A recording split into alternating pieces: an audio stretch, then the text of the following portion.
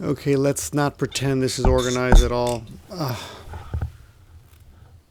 The Balvenie. I've had 2 or 3 of these shots. Some of you seem to enjoy the possibility of me being intoxicated on camera, but that's really not what I intend to portray on camera here. Lordy, lordy. The whiskey. You know, I actually ruined a keyboard. I spilled when I did the Softy Papa video. I spilled a shot of whiskey on my wireless keyboard, and it's ruined now. 6,000 yen. Take it to replace. Of course, just sitting there over there on a box of Softy Papa crap. But so let me tell you where this video started. It started as a weird, and I don't know why I'm wearing these headphones, but I feel like they keep me nice and quiet because my wife's sleeping now. It's like 2 a.m. And tomorrow is a national holiday in Japan, so that's cool. But anywho, this video started as a weird thought that I was going to be able to communicate. I don't know why. It was like, I was going to say, this is an open letter to Shia LaBeouf, or whatever the guy's name. You know, the guy from the Transformers movie, who is looking to me, you know, like he's having a meltdown. It looks to me like this guy's just he's just going nuts, right? From the little I've paid attention to him. Like, I've never really paid attention to him at all. I mean, I heard he had some beef with Alec Baldwin a few months ago, whatever. I didn't care, you know. But this is the reason I was inspired to even think about him. Was he made some movie recently, and it's about sex. It's called Nymphomaniac, and this movie is directed by some great director named Lars von Trier, and I'm sure I've seen some of his work. In fact, I'm pretty sure I'm pretty impressed by this guy. But whatever. That really wasn't the point. The point was this: from what I've seen, this Shia LaBeouf agreed to do this movie, right? And at the same time, he's trying to get out of acting and being famous, right? So he shows up at some Berlin Film Festival or something. I don't know what it was. The details is not really important. But he shows up at some festival and wearing a bag over his head saying, "I'm not famous anymore." Okay? And I look him up, and this director, Lars von Trier, did Breaking Waves, which I thought was just wonderful, and Dancing in the Dark, which I thought was pretty good too. I wasn't that impressed with Dogville, though. I thought that was kind of just boring. But whatever. Anyway, so go back to Shia LaBeouf, the Transformers guy. That's what he's going to be known for, and the worst example of what's it called? Indiana Jones' son ever. I mean, come on, that was a terrible movie. But anyway, I saw him like pussing out on his duties as an actor, and what I thought was this. What my father always told me was, once you make a promise to do something, you've got to fulfill it. You've got to go through with the promise, even if you don't really want to. I mean, you promised to, like in this case, you know, he promised to finish the job. And the job is being an actor, promoting the movie. And only when it's done can you step away from it. But the movie's not even out yet. And he's already being a dick about it, an irresponsible dick. So I just wanted to, I was thinking, I should make a video saying, open letter to Shia LaBeouf. This guy seems, whatever, I don't even know how to pronounce his name, LaBeouf or whatever. Shia, let's just say Shia, because it's bugging me, I can't pronounce his name. I thought, this guy seems goofy enough that he would actually watch a video about some nobody like me talking about him, but But then I started reading about him on Wikipedia, and this guy's nuts. He's been arrested a bunch of times for doing crazy shit. And just go read his Wikipedia. After I read it, I thought that would be a waste of time. This guy is obviously pretty crazy if half of that stuff is true. And who knows how much of it's true. But anyway. So screw that. But I still think it's important that you guys know that once you make a promise to somebody or to a job or to, once you say you're going to do something, I really think it's important to keep your promise. That's all I wanted to say. Now I was thinking, even as I was riding my bicycle home, excuse me, I'm really sleepy, but I was thinking, just as I started making this video, because I bore myself, but just as I was riding my bicycle home, I thought, oh, maybe he thinks he's like, oh, I'm above all like standard human morals, and oh, that stuff is so pedestrian, oh yeah, keep your promise. But, and I'm not trying to be like, oh, a real samurai keeps his promise. Nothing like that. I'm just saying, look, you said you were going to do it, then you should do it. All right? That's all. You're the one who got yourself into this problem, this unhappy state, but you should finish it. See the job through. That's all I wanted to say. So, but after reading his Wikipedia, screw that guy. I don't really care. I think he's not worth he's worth having a name that nobody can pronounce correctly. So, on a lighter note and a better note, I was by the way, this is a laundry video, so laundry vlog. So I really hope you're not watching this. You should just be listening and doing something else in your life. But I started getting I restarted my gimmeabreakman channel, right? And it's doing very well. And I want to thank everyone. And if you don't know, all the edited videos are now over there on gimmeabreakman. And all the unedited crap is on this channel, okay? But you guys know I just love communicating with you. But I started looking at some of the old people I used to watch on gimmeabreakman, and of course I mentioned in the last video, Van Awesome, great video blogger. Excuse me, like I said, I'm real sleepy. I've been waiting for his video to come out. Like he's like 2 weeks. He's a week late now. So. And one of the first inspirations, or one of the guys I looked up to, and still look up to, is a guy named Renato. And I was on his channel, and I was just popping around watching a couple of his videos. Great vlogger, super honest person, and one of the people who can afford to just really let it all hang out. And I came across a guy that I used to not be able to stand, named Boheme. And you guys probably won't know who he was. But back in the day, when YouTube was just starting out, and I apologize for all the sounds of my mouth, the swallowing and holding back the yawns. Oh, I gotta get to sleep after this. But so in the beginning, like YouTube paid, I don't know, like 16 people, like 30,000, I don't know how much it was, 20 or 30,000 bucks a year to make videos, to keep everybody on on YouTube, right? And back in the day, like Renato had like 8,000 subs or 5,000 subs, and it seemed like an amazing number. And it wasn't just that; it's like in those days you had 5,000 subs, but every video you did would get like 100,000 views or something. Well, at least I remember it that way. I could be completely wrong.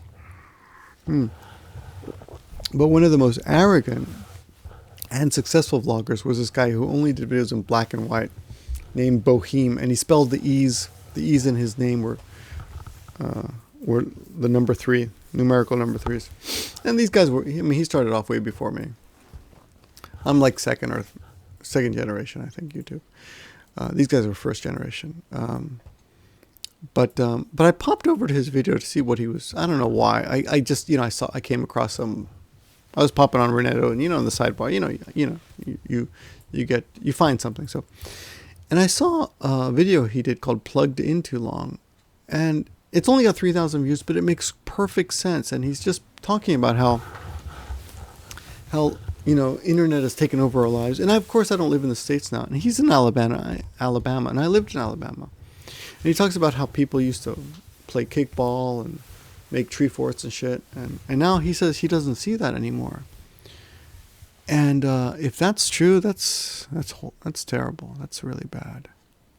I mean, I used to do that, man. I used to play kickball in the street and go frog hunting in the ditches and we had a tree fort, it was great. We'd go out in the woods and dig holes and build a fort underground. I think we built a fort underground once. We built a fort in the trees once. But I can see how the internet is destroying all that, right? And it's so confusing because just earlier today, as I was riding home, I was listening to a newscast on this blog reading app called Umano that I really like. And they were talking about how Turkey is banning the internet. And again, I wanted to make a video saying, Turkey, if you want your country to stay in the Middle Ages, then go ahead and ban the internet. I don't think they're actually in the Middle Ages now, but you know what I'm saying. If you want to basically, cut your country's balls off, intellectually speaking, then yeah, go ahead and ban the internet. But if you're a brave leader of your country, then then you should really not let that happen because, banning the internet is really a bad idea, I think. But at the same time, after I heard about, what Bohem said, that kids aren't playing kickball in the street, and I thought we should ban the internet. So I'm confused. I'm flip-flopping back and forth. I'm being flaky. So I don't know what to do about that. I mean, anyway, if you got a chance, check out this video by Bohem called. I'm not a fan of this guy. I'm not sub to him. I think he's a real dick, actually. But it's been years. Maybe we just interacted at the wrong time. But I think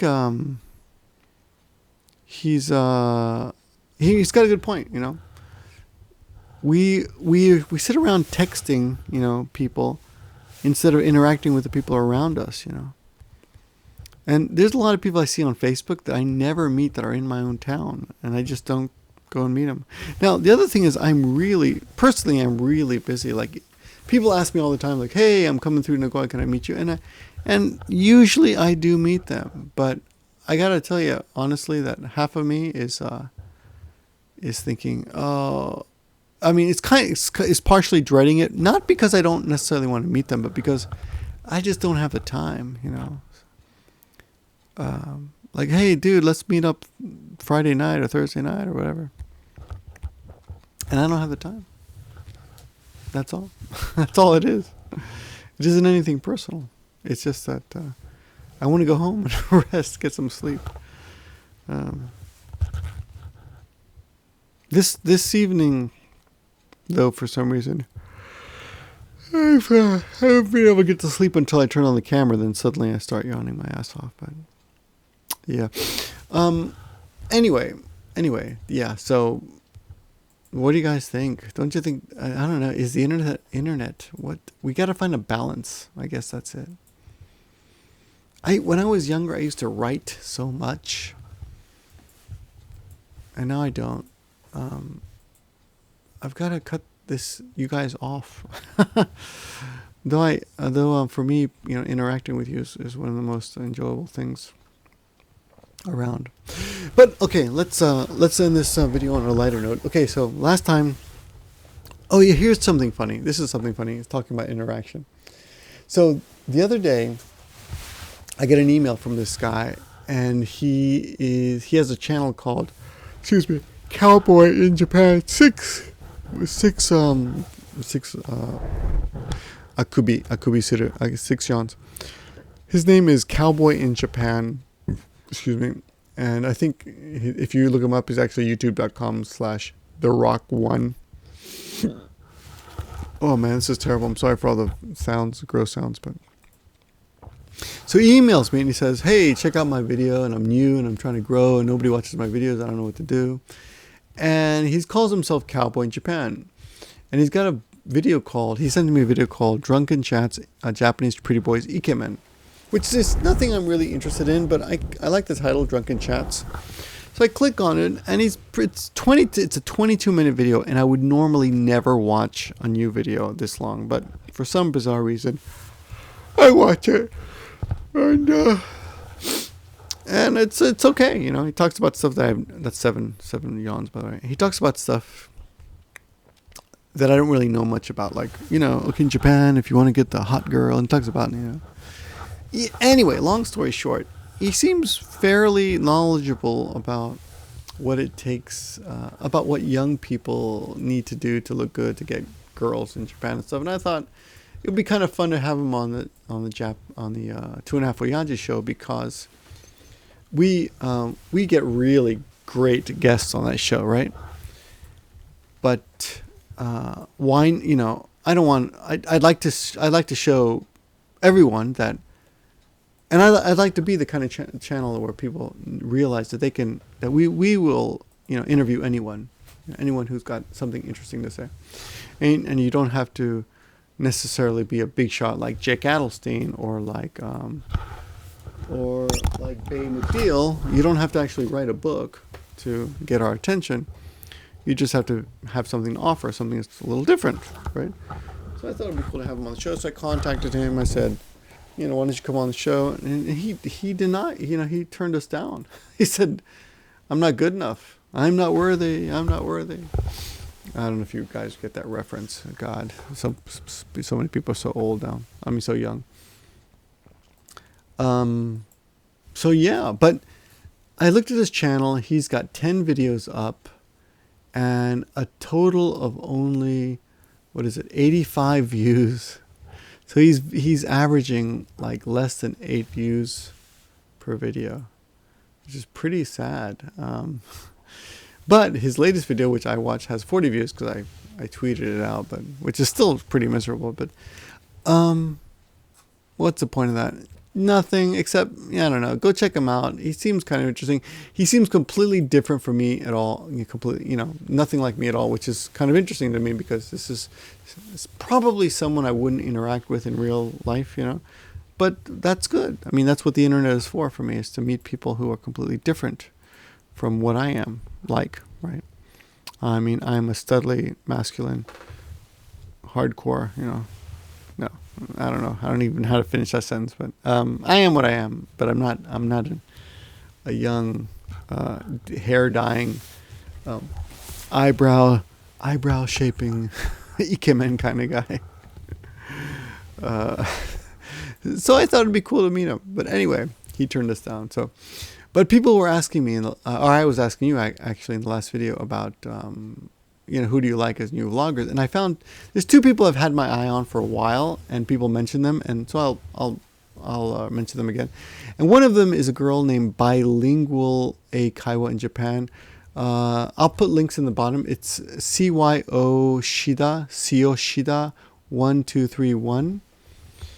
And she's a beautiful young Japanese girl who apparently grew up in the States and teaches English.